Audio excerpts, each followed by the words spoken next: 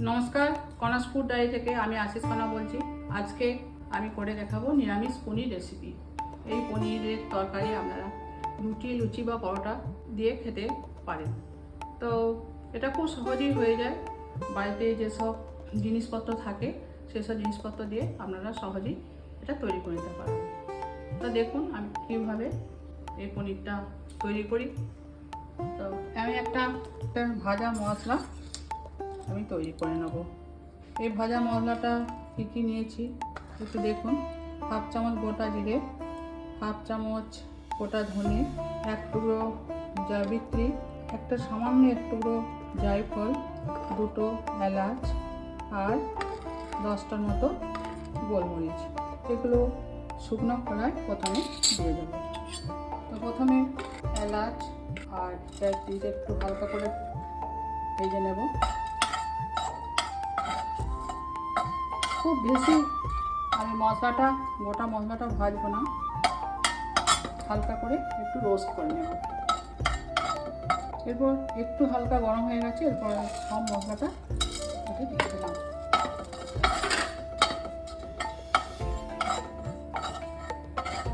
তারপরে ভাজা হয়ে গেছে, আমি প্লেটের মধ্যে তুলে নেব, ঠান্ডা হতে দেবো। তারপর এই কড়ার মধ্যে কিছুটা সাদা তেল দিয়ে দেবো। এর সঙ্গে দিয়ে দেবো একটু ঘি। ঘি আর সাদা তেলে পনিরটা ভাজলে স্বাদ খুব ভালো হয়। দেখুন তেলটা গরম হয়ে গেছে ভালোভাবে। এরপর এর মধ্যে সামান্য লবণ দিয়ে দেবো। এই যে এখানে 250 গ্রামের মতো আমার পনির আছে। এই পনিরটা এবার ভেজে দেবো।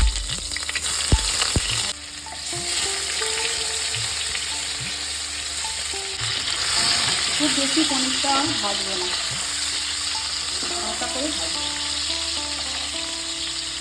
এখন একটা বাটিতে আমি কিছুটা জল দিয়ে রাখছি, এর মধ্যে পনিরটা তুলব।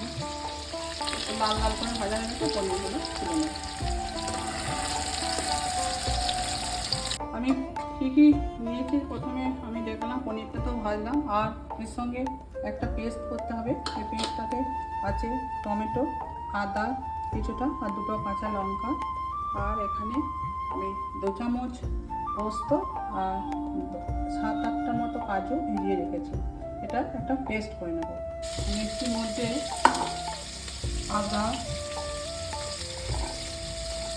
টমেটো আর কাঁচা লঙ্কা এটা নিলাম, আর পোস্ত আর কাজু সেটাও দিয়ে দিলাম। এটা একটু পেস্ট করে নেব। এখানে আমি হাফ ক্যাপসিকাম নিয়েছি, একটা বড় ক্যাপসিকামে হাফ নিয়েছি, সেটা একটু হালকা করে ভেজে নেব।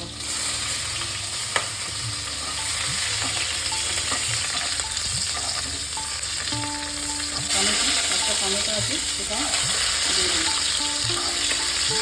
ক্যাপসিকাম আর টমেটো ভাজা হয়ে গেছে, এরপর তুলে নেব। দেখুন কিছু সাদা তেল আছে, এর মধ্যে ফোড়ন দেব। একটা শুকনো লঙ্কা, সেটা একটু মাঝখান থেকে ফাটিয়ে দিলাম, আর একটা এলাচ, একটা তেজপাতা আর সামান্য গোটা জিরে। ফোড়নটা হয়ে গেছে, পেস্টটা যেটা করে রেখেছি দিয়ে দিলাম।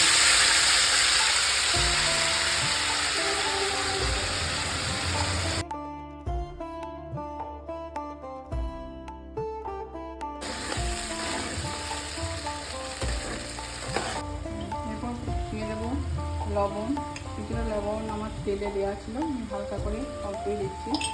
আর দেবো অল্প একটু সামান্য হলুদ।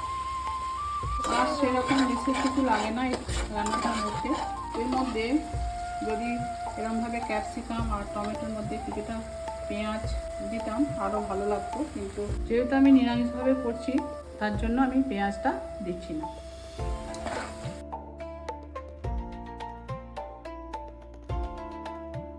দিয়ে দিলাম সামান্য কাশ্মীরি লঙ্কা গুঁড়ো। মশলাটা ভালোভাবে ভাজা হয়ে গেছে, ভাজা করে তেল ছেড়ে দিয়েছে।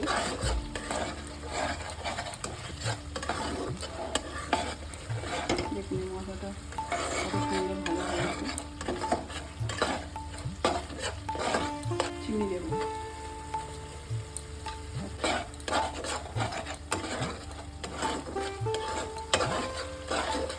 মশলাটিকে একদম তেল ছেড়ে দিয়েছে খুব সুন্দরভাবে। ক্যাপসিকাম আর টমেটো ভাজাটা দিয়ে দেবো, ভালোভাবে কষিয়ে নেব।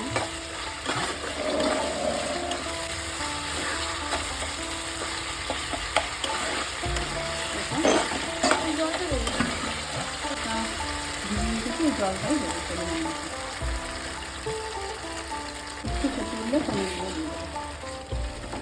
খুব সহজ রান্না, খুব সহজেই হয়ে যাবে, বেশিক্ষণ টাইমও লাগে না।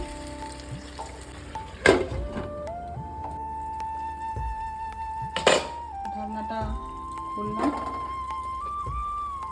এরপর পনিরগুলো দিয়ে দিলাম। দেখুন গ্রেভিটা অনেকটা শুকিয়ে এসছে। এরপর ভিজিয়ে রাখা সেই পনিরগুলো আস্তে আস্তে দিয়ে দেবো।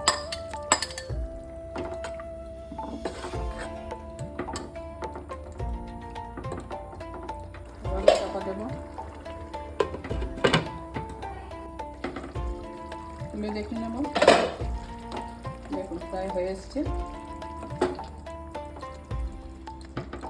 তৈরি হয়ে গেছে আমার নিরামিষ পনিরের তরকারি। এরপর যে মশলাটা তৈরি করে রেখেছিলাম সেটা এখন দিয়ে দেবো, আর একটু সামান্য কাসুরি মেথি দেবো। কাসুরি মেথি হাতে ভাজ করে দিয়ে দেবো, আর একটু ঘি দিয়ে দেবো। ঘিটা গ্যাসটা বন্ধ করে তারপর দিয়ে দেবো সবের শেষে।